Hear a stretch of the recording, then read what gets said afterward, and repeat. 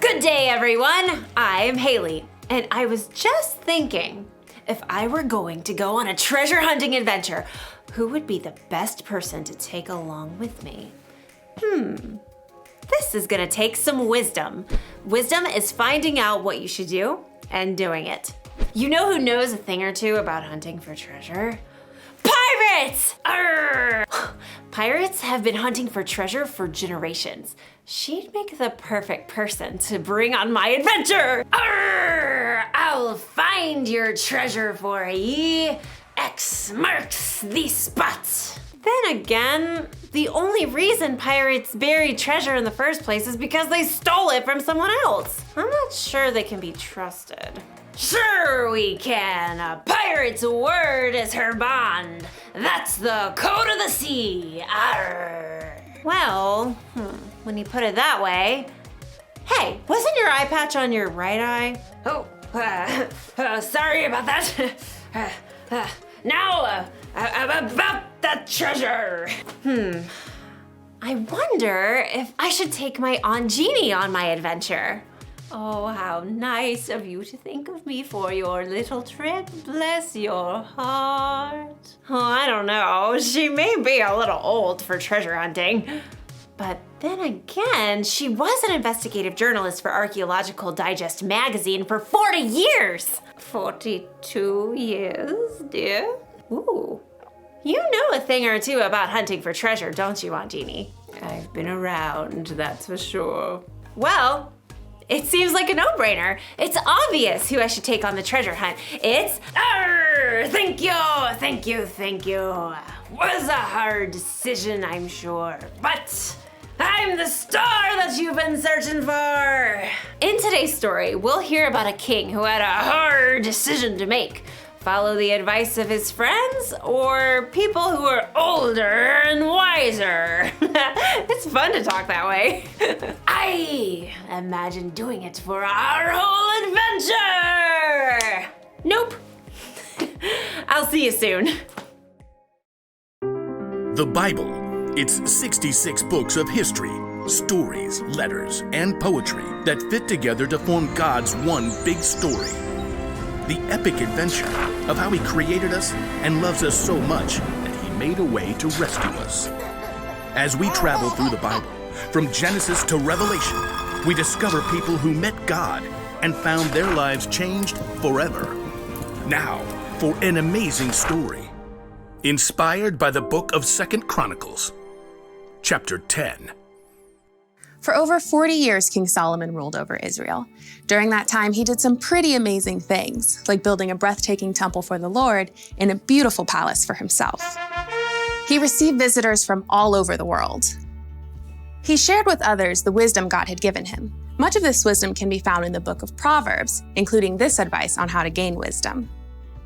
Walk with wise people and become wise. A companion of foolish people suffers harm. Unfortunately, Solomon's son Rehoboam did not pay attention to his father's words. He believed his way was best. And when Solomon died, Rehoboam became king of Israel. All hail King Rehoboam! Wow! Check me out! Golden crown, spiffy palace. This is the life. Though the kingdom was strong under Solomon, he made the people work extremely hard. Now the Israelites wanted to see how this new king would treat them. Led by a man named Jeroboam, they came to see the king. Hey, you stole my name. It's Jeroboam, not Rehoboam. Whatevs, Jer. Now what do you want? Your father made us work very hard. Let us take more breaks and we'll serve you well. Sounds like you want to slack off. We just need a little more vacay time. Then we'll be ready to give it all we got. Well, come back in 3 days, Jer. Jeroboam and the Israelites left. Rehoboam paced the floor, trying to come up with a good answer. Yeah? No. Maybe? Many times when Solomon needed wisdom, he asked God for it. Rehoboam didn't bother to talk to God, but he did at least talk to his father's wise advisors. The people want me to give them a break so they don't have to work so hard. What do you say? Be kind to them. Absolutely. Give them what they're asking for. You'll win their loyalty that way. Then they will serve you well. Huh. Instead of taking the advice of these wise men, Rehoboam decided to ask his buddies, the guys he had grown up with. He found them eating honey cakes and debating racing chariots. Gotta go with gold rims is what I say. Nah, gold is all show. You have to add some diamonds for traction. Hey, guys. Yo, What is up, my man? People want me to give them a break so they don't have to work so hard. What do you say? oh, this is good. You get to do the real king stuff now. You gotta show them who's boss. They think your dad was tough? Tell them my pinky finger's stronger than my daddy's legs.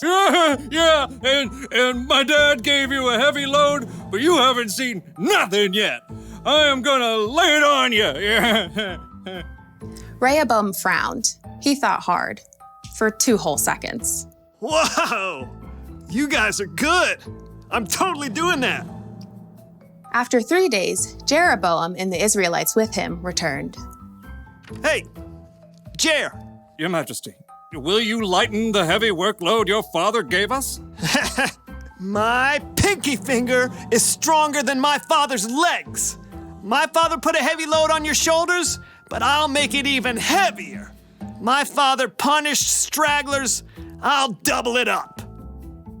Rehoboam finished with a flourish. He waited for people to tremble and bow low. Are you kidding me? Jeroboam turned to the Israelites. We don't want anything to do with this joker or the rest of David's family. Let's go back to our homes and start our own kingdom. Hey, wait! No, you can't do that. I'm in charge. Yeah, you're in charge of yourself. Good luck with that. Jeroboam and the men with him marched out and returned to their homes. From that day, the nation was split into two kingdoms. Rehoboam still ruled in Judah, but Jeroboam was made king of Israel. Totally not my fault. Rehoboam failed to listen to his father's own words. Walk with wise people and become wise. A companion of foolish people suffers harm. Rehoboam's foolishness nearly cost him all of the kingdom.